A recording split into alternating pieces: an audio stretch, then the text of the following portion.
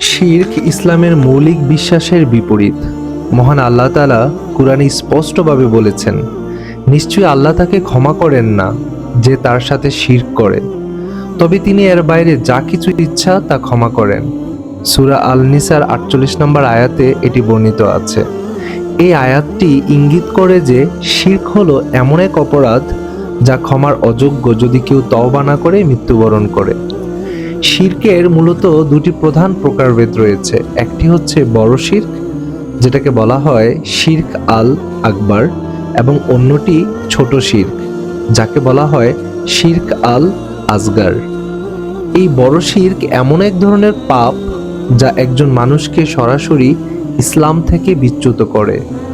এটি এমন সব কাজের মধ্যে অন্তর্ভুক্ত যা আল্লাহ ছাড়া অন্য কাউকে উপাসনা, প্রার্থনা বা আনুগত্যের মাধ্যমে করা হয়। বড় শিরকের কিছু উল্লেখযোগ্য উদাহরণ হলো মূর্তি পূজা করা। এটি ইসলামের প্রথম যুগ থেকেই একটি প্রথা ছিল যেখানে লোকেরা মূর্তিকে উপাসনা করত। আল্লাহ একমাত্র উপাসনার যোগ্য এবং অন্য কারো বা কিছুর সামনে সিজদা করা বা উপাসনা করা আল্লাহর সাথে শিরক করার শামিল। মানুষকে উপাস্য হিসাবে গ্রহণ করা। ইসলামের ইতিহাসে অনেক সময় দেখা গেছে কিছু মানুষ তাদের নবী, পীর বা ধর্মীয় নেতাকে আল্লাহর সমতুল্য হিসাবে উপাসনা করেছে। যেমন কেউ কেউ নবী ঈসা আলাইহিস সালামকে ঈশ্বরের পুত্র হিসাবে মানত, যা ইসলামে সম্পূর্ণভাবে নিষিদ্ধ। তারপর আকাশ, গ্রহ, নক্ষত্র পূজা করা। কিছু লোক বিশ্বাস করে যে সূর্য, চাঁদ বা অন্যান্য গ্রহ নক্ষত্র তাদের জীবন নিয়ন্ত্রণ করে এবং তারা তাদের সম্মান জানায়। ইসলাম অনুযায়ী সমস্ত সৃষ্টি আল্লাহর বান্দা এবং এসব সৃষ্টি উপাসনার যোগ্য নয়। আল্লাহ ছাড়া অন্য কারো কাছে সাহায্য চাওয়া। দোয়া ও সাহায্যের জন্য একমাত্র আল্লাহর প্রতি ভরসা রাখতে হবে। আল্লাহ ছাড়া অন্য কাউকে সাহায্যকারী বা সমস্যার সমাধানকারী হিসাবে মানাও শিরকের মধ্যে পড়ে। তারপর ছোট শিরক, যেটাকে বলা হয় শিরক আল আসগার। এই ছোট শিরক হলো এমন কিছু কাজ যা সরাসরি ইসলাম থেকে বিচ্যুত করে না, কিন্তু এটি ইসলামের মৌলিক বিশ্বাসকে ক্ষতিগ্রস্ত করে। ছোট শিরক সাধারণত মানুষের অভ্যাসগত আচরণে ধীরে ধীরে ঢুকে যায় এবং তারা প্রায়ই এই শিরক করতে থাকে। কিছু সাধারণ ছোট শিরক হলো রিয়া বা প্রদর্শনী। আল্লাহর সন্তুষ্টি ছাড়া অন্যদেরকে খুশি করার জন্য বা মানুষের প্রশংসা পাওয়ার উদ্দেশ্যে ইবাদত করা।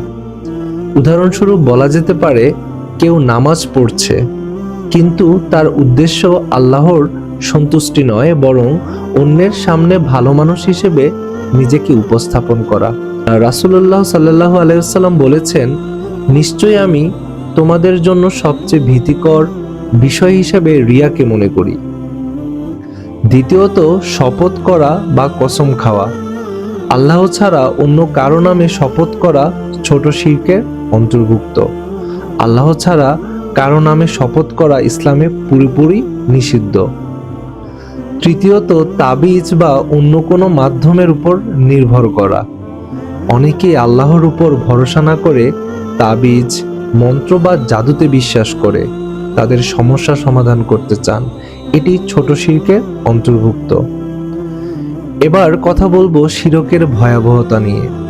শিরক এতই গুরুত্বপূর্ণ পাপ যে এটি একজন মুসলিমকে জান্নাত থেকে বঞ্চিত করতে পারে। শিরক করা মানে আল্লাহর সাথে অন্য কাউকে শরীক করা, যা আল্লাহ একদমই পছন্দ করেন না।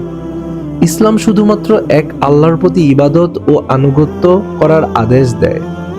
শিরক আল্লাহর সাথে বিশ্বাসঘাতকতা এবং এটি কেবলমাত্র ঈমানের বিপরীতে দাঁড়ায়।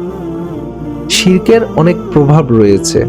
শিরক একটি ব্যক্তির আধ্যাত্মিক ও পার্থিব জীবনে বিপর্যয় নিয়ে আসে।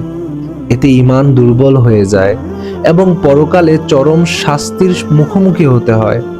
আল্লাহ তাআলা বলেছেন, যারা শিরক করেছে তাদের জন্য আল্লাহ জান্নাত হারাম করে দিয়েছে এবং তাদের ঠিকানা হবে জাহান্নাম। সূরা মাইদার ৭২ নম্বর আয়াতে এটি বর্ণিত আছে।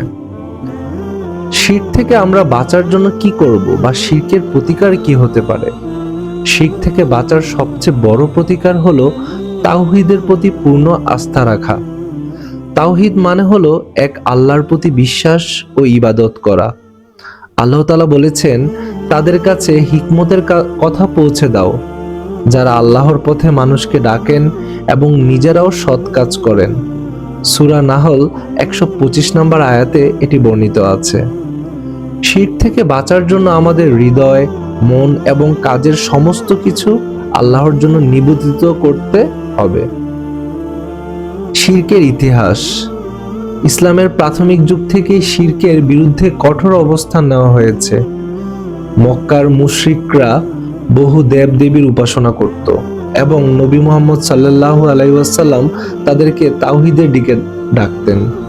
আল্লাহর একত্ববাদের প্রতি আহ্বান জানাতে নবী মুহাম্মদ সাল্লাল্লাহু আলাইহি ওয়াসাল্লাম অনেক কষ্ট ও প্রতিরোধের সম্মুখীন হয়েছিলেন। মক্কার লোকেরা আল্লাহর পাশাপাশি বিভিন্ন মূর্তির উপাসনা করত এবং তারা এই শিরক থেকে মুক্ত হতে চায়নি। শিরক থেকে বাঁচার উপায় কি তাহলে? শিরক থেকে বাঁচতে আমাদের আল্লাহর উপর পূর্ণ নির্ভরশীলতা রাখতে হবে। আল্লাহ আমাদের জন্য সবকিছু নির্ধারণ করেছেন, তাই আমাদের উচিত তার আদেশ মেনে চলা এবং অন্য কারো কাছে ইবাদত না করা। রাসূল সাল্লাল্লাহু আলাইহি ওয়াসাল্লাম বলেছেন, তোমরা আল্লাহর কাছে সাহায্য চাও এবং তিনি তোমাদের সাহায্য করবেন। শিরক থেকে নিজেকে মুক্ত রাখার জন্য নিয়মিত ইবাদত করতে হবে এবং আল্লাহর সাথে সম্পর্ক আরো গভীর করতে হবে।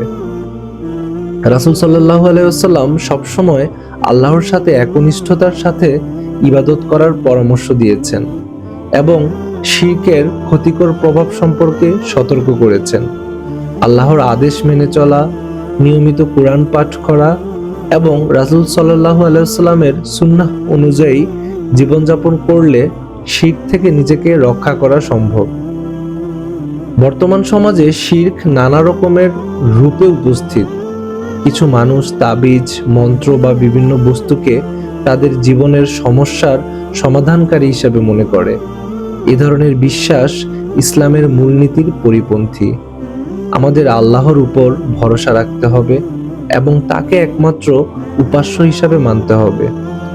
শিরক ইসলামের মূল আকীদা বা বিশ্বাসের বিরুদ্ধে একটি গুরুতর অপরাধ, যা আমাদের ঈমানকে নষ্ট করে দেয়। তাই আমাদের উচিত এই পাপ থেকে সর্বদা সতর্ক থাকা এবং আল্লাহর সাথে একনিষ্ঠভাবে সম্পর্ক বজায় রাখা।